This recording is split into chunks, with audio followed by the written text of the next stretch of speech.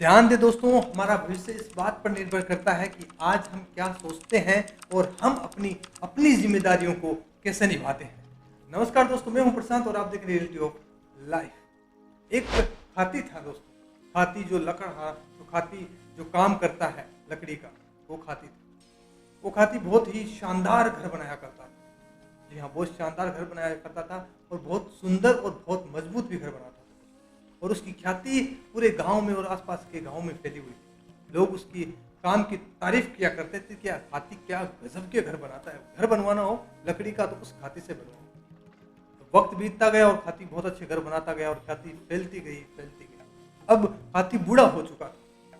अब हाथी जब बूढ़ा हुआ तो हाथी के मन में एक ख्याल आया रात को सोते वक्त कि क्यों ना कि यार अब ये काम छोड़ दिया जाए और मैं सिर्फ ईश्वर का नाम लूँ, क्योंकि अब उम्र हो रही है, अब ईश्वर का नाम लेना भी जरूरी है। फिर कब लेंगे, पूरी उम्र तो ये काम ही करते रहे हैं। जो हर इंसान ऐसे सोचते हैं दोस्तों, वैसे उसने भी सोचा।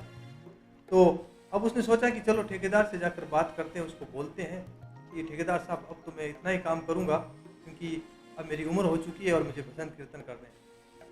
तो सुबह सुबह फिर वो अपने ठेकेदार के पास जाता है, जिसके पास रहकर वो घर बनाया करता है। जब ठेकेदार को जाकर ये बात बोली तो ठेकेदार भी समझदार आदमी था। ठेकेदार ने कहा कि चलो भाई ठीक है, आपकी मर्जी, आपकी लाइफ, जैसा आप करना चाहो वैसा करो। तो उसने अनुमति तो दे दी, लेकिन ठेकेदार ने उससे एक रिक्वेस्ट की, एक अनुरोध किया कि आप खाती साहब एक काम करो, एक घर मेरे लिए भी बनाओ और मजबूत और शानदार घर बनाना जैसा आज तक सबके लिए बनाते आए हो। अब खाती ने सोचा चलो अब ठेकेदार बोल रहा है तो बनाना तो पड़ेगा।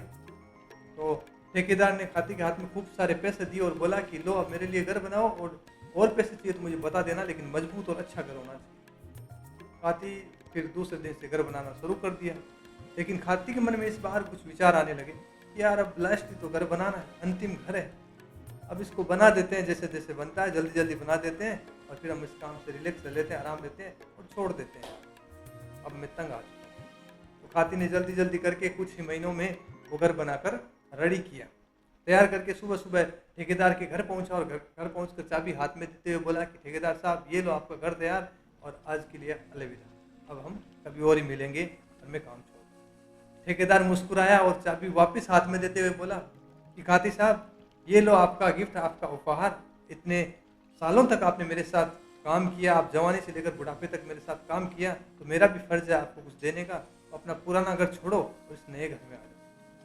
अब हाथी के हाथ हल्के हल्के कांप रहे थे, ये सोचकर कि यार काश मैं ये घर मजबूत बना लेता, बाकी जो सब घर बनाए थे वैसे। ये घर मेरे किस्मत में था, मैंने अपना ही घर कमज़ोर बना लिया और बाकी सबके घर मजबूत बना लिए। दोस्तों, इस छोटी सी कहानी में ये सीख मिलती है कि जब भी कोई कार्य करें तो पूर्ण ईमानदारी के साथ करें, क्योंकि उसका जो रिजल्ट और उसका जो परिणाम होता है वो आपको मिलता ज़रूर है। आपकी मेहनत आप जितनी ज़्यादा करोगे उसका आपको फल ज़रूर मिलेगा। आप जैसी मेहनत करोगे वैसा ही फल मिलेगा। उस खाती के साथ ऐसा इसलिए हुआ क्योंकि उसने अंतिम समय में ईमानदारी नहीं दिखाई। अंतिम समय में वो चोरी करने लग गया कि यार अब निकाल देते हैं, आलस कर लिया। ठीक इसी तरह जब आपके जीवन में सफलता आने वाली होती है कि आप हार मान जाते हो कि यार अब ठीक है, एक बार ये पेपर दे के छोड़, होगा होगा, अब क्या करें, क्योंकि वो तो रहा नहीं।